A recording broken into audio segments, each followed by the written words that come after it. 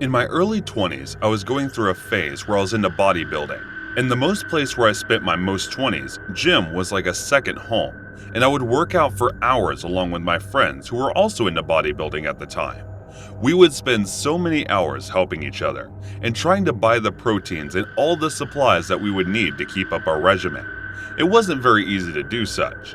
Things weren't that easy to get during those days. The protein powders cost us fortunes, and the whole supplement things were so fresh and so expensive that we would barely afford it.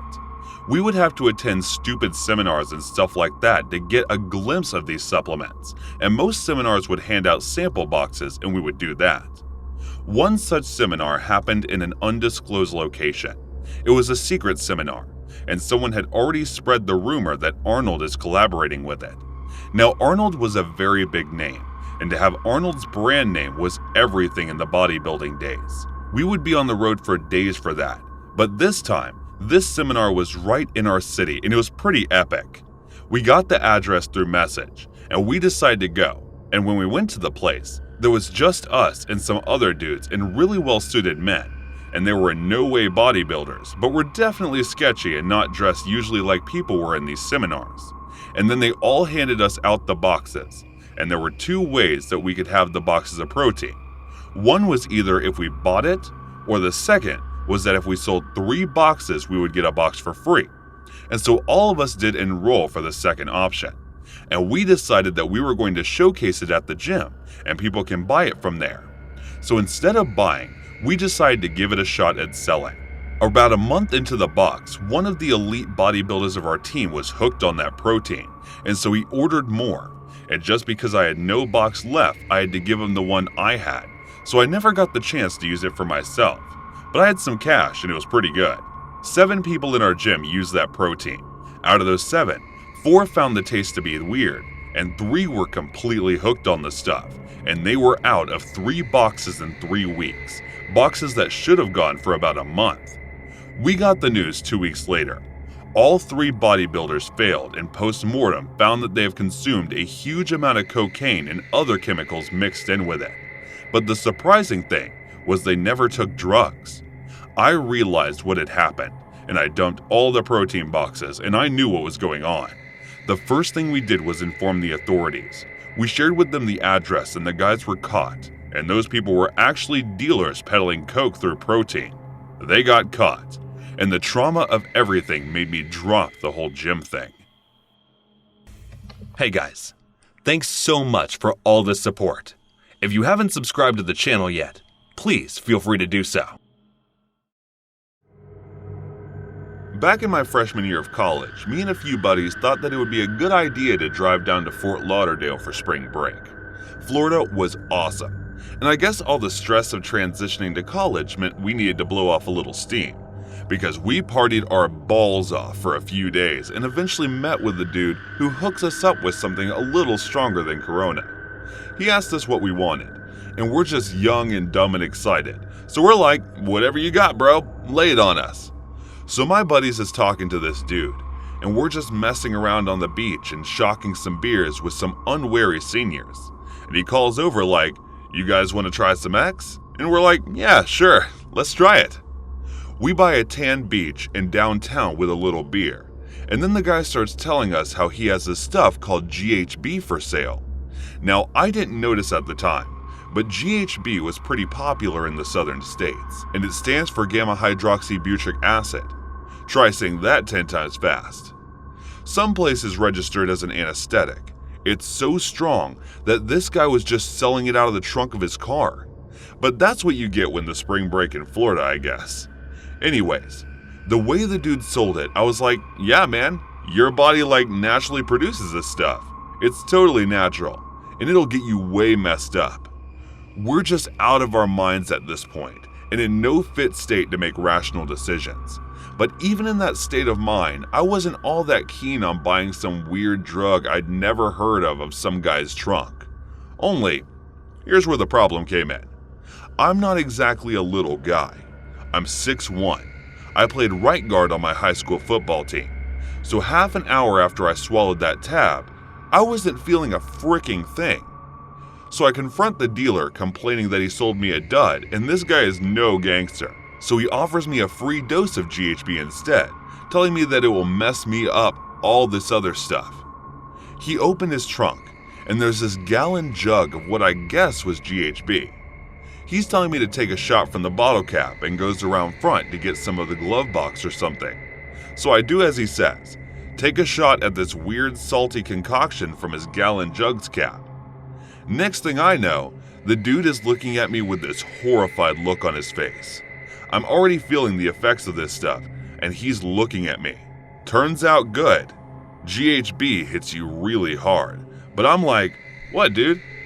He then reaches into his trunk and pulls out a much smaller water bottle, like an 18-ounce bottle, and tells me that's the bottle I should have shot from. Picture it. Little water bottle cap. That's maybe half a shot of whiskey in there.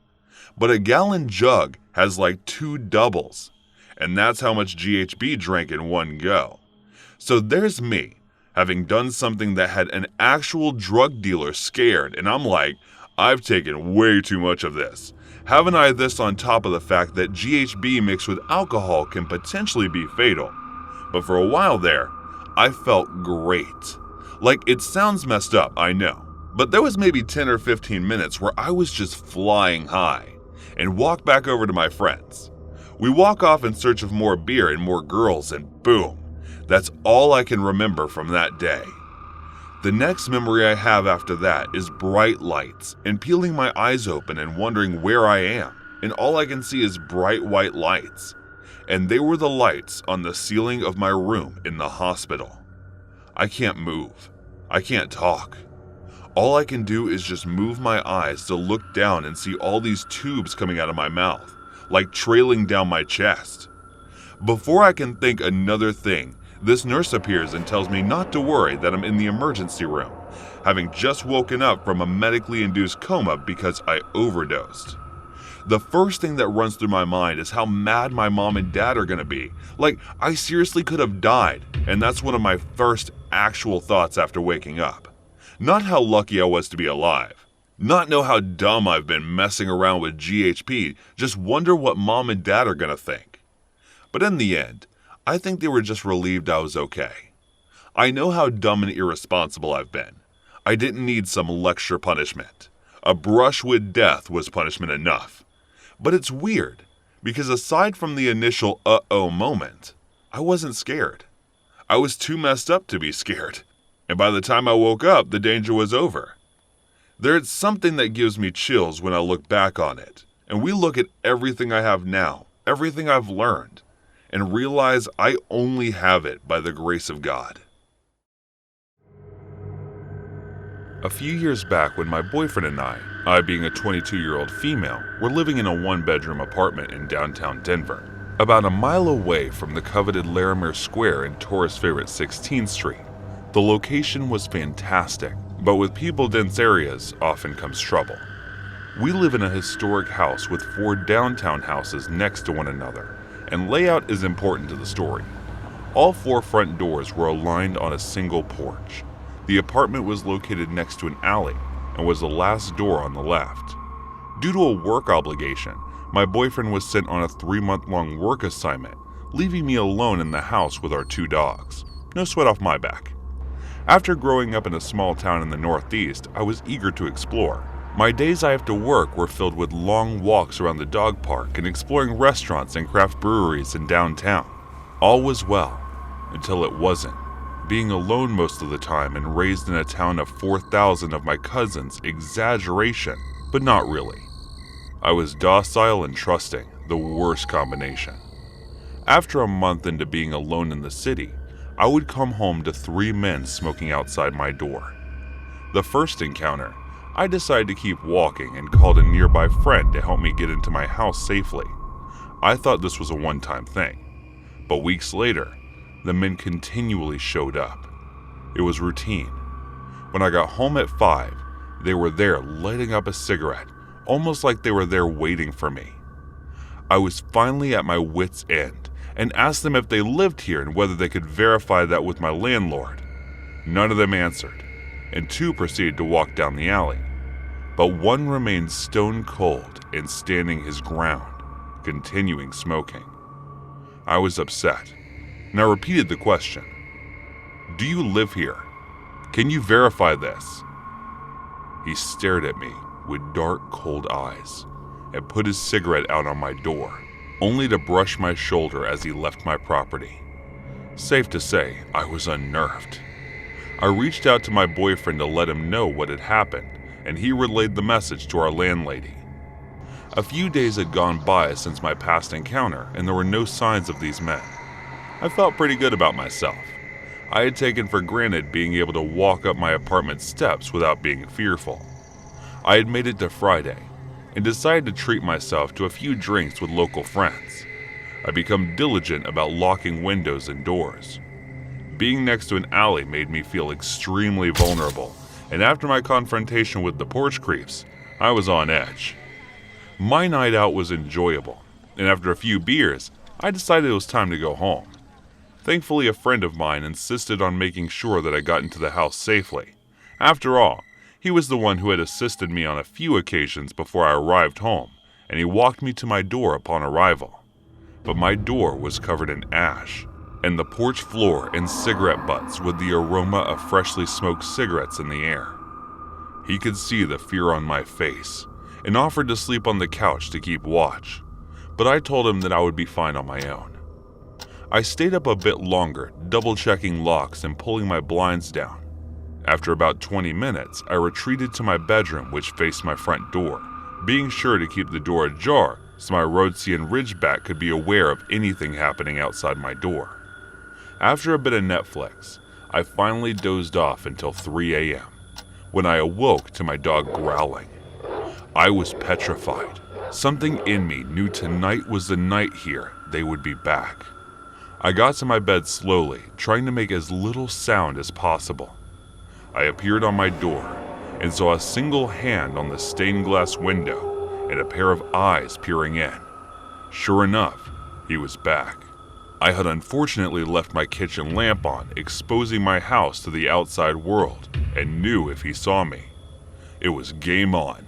Slowly and quietly, I made my way to the lamp and turned it off so he could no longer see me, which ensued terror. The man, appearing to be shirtless and yelling slurs at me, began pounding on my door, demanding entrance. I retreated to my room and called 911, who told me to stay low, avoid interaction, and to stay on the line. So the officers arrived. I couldn't stand watching him punch the window because I knew it was a race between him and the officers for whoever got to me first. Finally, there was a loud crash. I peered through the door, cracked to see that he had upgraded from a hand to a brick, causing the glass to begin cracking.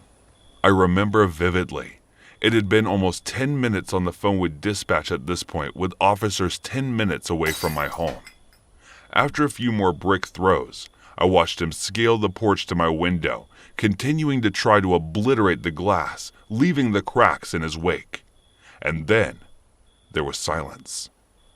I once again looked toward my door to see him looking back at me, cigarette in hand, until the cops arrived.